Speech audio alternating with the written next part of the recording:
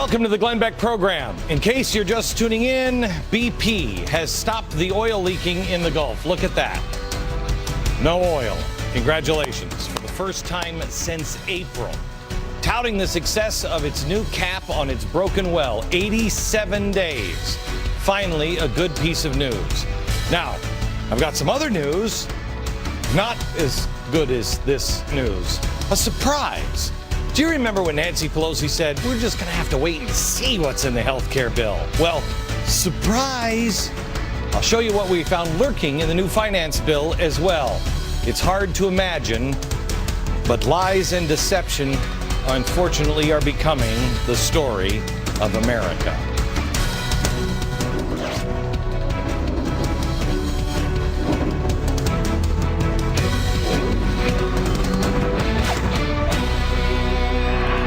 I don't know if you've read this by Van Jones, Reclaiming Revolution, Storm. Oh, it's such a fascinating read. Wait until I show you what Van Jones said about September 11th and who is to blame on that. You're going to love it. Hello, America. Glad you're here. I want you to do me a favor today. I want you to truly imagine two different worlds. I want you to pick one. First, imagine a world where a man's word is actually his bond, where people say what they mean and mean what they say.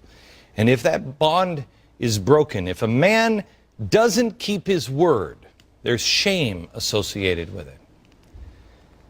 Imagine a world where you can make a business deal where everything is riding on that word. A deal is finalized with a handshake. It's not finalized with something like this. This doesn't matter because I have his word. Imagine a world where neighbors line up to help each other when they learn that somebody nearby is out of work, somebody nearby is in trouble, somebody can't keep up with their bills, but they're still doing everything they can, and they're working their brains out. And that person, when you go and you bring a bag full of groceries, they look down and say, I can't take that. I'll make it on my own. And you insist, no. And if they won't take it, you come back with your family at night and you just deliver the groceries when they're not there. Imagine that world. Imagine when a town is in a crisis. Everyday citizens trust in each other. They band together and figure out a solution for themselves. Imagine a time when people would see the federal government coming and they would say, go away, we don't need you. Imagine a spirit of independence, self-sufficiency, personal and fiscal responsibility, honor, conservation, thrift, God. Imagine a time when those values were held most dear and people meant it. Now there's the first one. Now I want you to imagine a world where people just look out for themselves. They just think of themselves first. When somebody has fallen, the government steps in and picks them up. And the first instinct with everybody standing around isn't to help each other. You walk over the person in the street. You walk over and then you say to your friend, you say, well, how come the government isn't there? Why isn't the government agency? Why didn't they prevent that fall in the first place?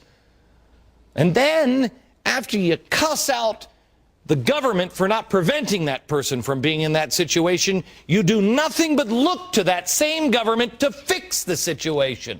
Imagine that world where there was no trust or love for either of the major political parties because they both lie. Imagine the world where the political parties don't ever actually deal with any problems. They just point fingers at each other, and when that's done, they start pointing the fingers at you. They start calling you names so they can accumulate power at your expense. Imagine a time when someone would look you right straight in the eye and lie to you. Not a small lie. They would look you right straight in the eye and say, you listen to me. This is the truth.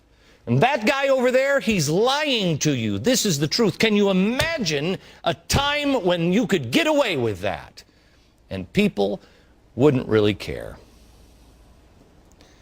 Imagine a time when the message coming out of Washington was crystal clear. Self-interest. A time of power. A time of greed and entitlements. Those were the values that were practiced most. Which one do you think we're in? You don't have to imagine. And which one do you want? America's history has been both of those. It's a mix of both of those worlds. We have made such colossal mistakes in the past, but we tried to be better people. We had shame. There was shame. Senator, is there no shame? Now we're more like the second than the first. There's no trust. It's not the first time it's happened. But now, once again, we are walking down dangerous times. I've never seen it really where people could just out and out lie, but I didn't live through the FDR or Wilson administration. I certainly didn't live through Reconstruction. I mean, Reconstruction, what a colossal disappointment that was after so much blood was lost after the Civil War, and we released people from bondage. Those political players in the South that just wanted to make people a slave in a different way, attached a different chain, trapped people by lies, deceit, and corruption.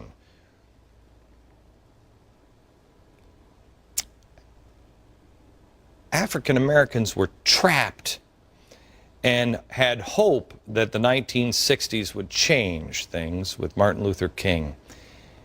And they did. Martin Luther King did change things. He didn't fix it. Will never be fixed. Name the perfect person. We look for a perfect president. When are you going to elect a perfect president? There are no perfect people. And so we force them to pretend they're perfect. They're not. They all have warts. We all have mistakes. We all have things that we've done in our life that we're ashamed of. But the key there was we used to be ashamed of things. We're going in a horrible direction.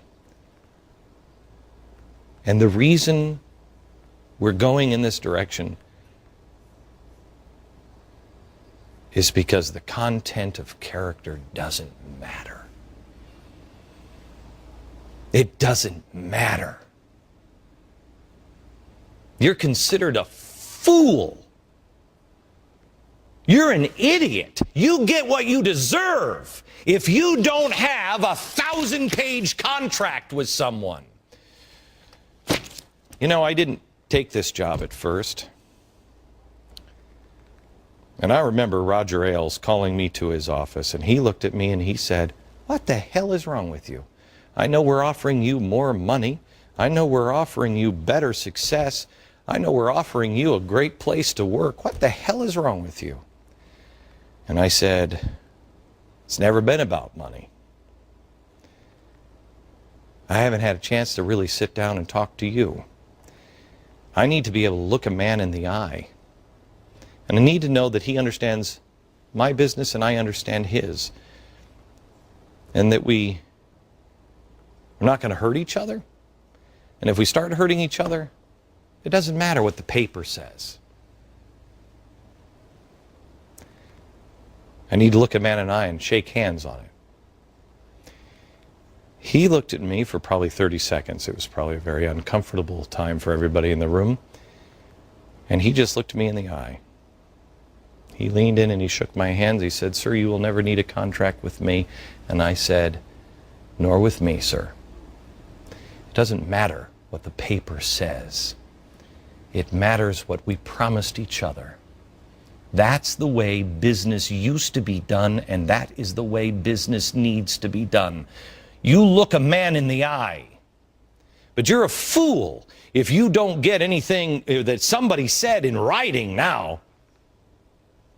Shame on you for not getting that in writing in a signature. Not shame on the guy who screwed you over.